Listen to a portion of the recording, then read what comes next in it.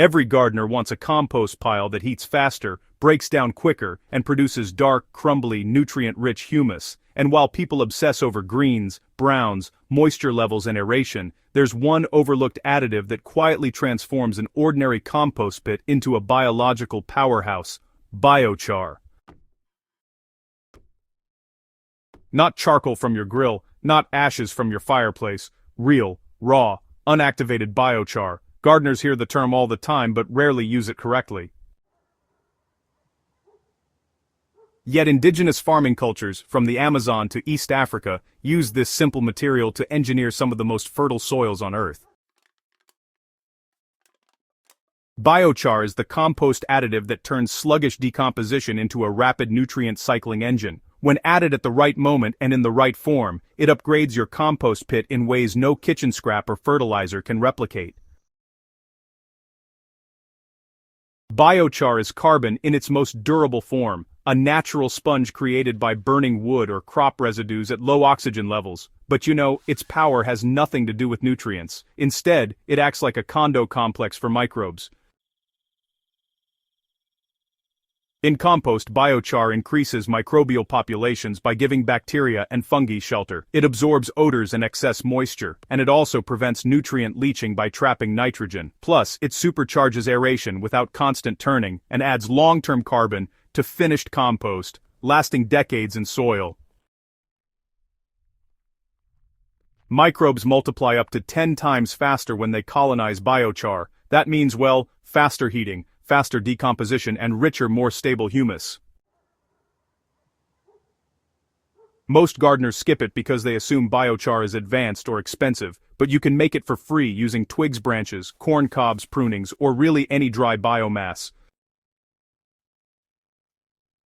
Compost piles often stall because, well, materials mat down moisture, becomes uneven, microbes run out of accessible carbon-nitrogen escapes as ammonia and heat pockets form, and cool too quickly. Biochar solves every one of these issues. When you mix it into your compost, it breaks up dense layers, stores water like a sponge, holds nitrogen from grass clippings and manure, provides air pockets that keep microbes breathing, and stays stable no matter how wet your pile gets. Think of it as installing thousands of tiny air tunnels that keep decomposition alive, even if you forget to turn the pile for a month. You don't need fancy equipment, you don't even need huge amounts, just follow this straightforward process. Step 1. Acquire or make biochar. You can create your own by burning sticks, branches, or husks, letting them smolder until they form charcoal, and then extinguishing with water before turning them to ash. The key is to stop the burn before ash forms. So, biochar is black, lightweight, and brittle, not gray or powdery. That's how you can tell you've got the good stuff. Alright, step 2. Crush it. Microbes actually colonize a lot faster when the pieces are nice and small. You should aim for pea-sized chunks, or even smaller like powder if you can manage it. You know, a hammer, stone, or even just a bucket works perfectly for crushing biochar down to size. Step 3 is to charge the biochar. This is really where a lot of people go wrong.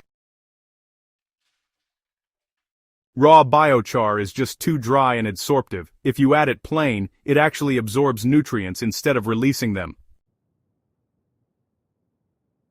So, you want to charge it by soaking it in things like compost tea, diluted urine, manure water, kitchen scrap water, worm leachate, or even rainwater mixed with soil.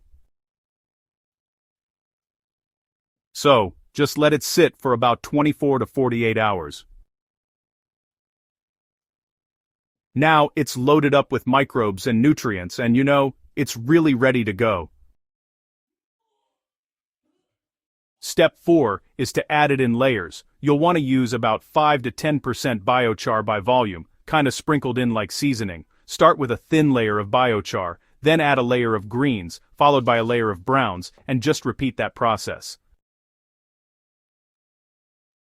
Step 5. Water lightly. Since biochar holds water, you'll actually need less moisture overall.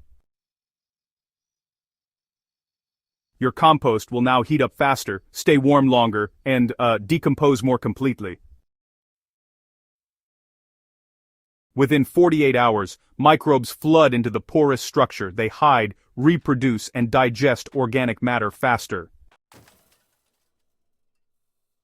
So, within about 7 to 10 days, you'll start to notice some pretty clear changes. You'll see higher internal temperatures, there'll be a lot less smell, and the texture will become lighter and fluffier. You'll also spot fewer flies buzzing around, and when you turn the pile, you might see more steam rising up. These are all good signs that things are moving in the right direction. By the time you reach the end of the composting cycle, your compost will look and feel quite different. It'll be darker in color, way more crumbly, and a lot more nutrient-dense. Plus, it'll be much more resistant to losing nutrients and will be rich in long-term carbon, which is awesome for your soil. Biochar's role here is really important. It stabilizes nitrogen, locks in minerals, and helps prevent what's called a nutrient flush if your compost ever gets too wet. Basically, it turns your compost into something a lot like terra preta, which is that legendary Amazonian black earth known for its incredible fertility. So, most compost boosters, like manure, greens, and food scraps, they basically give microbes nutrients.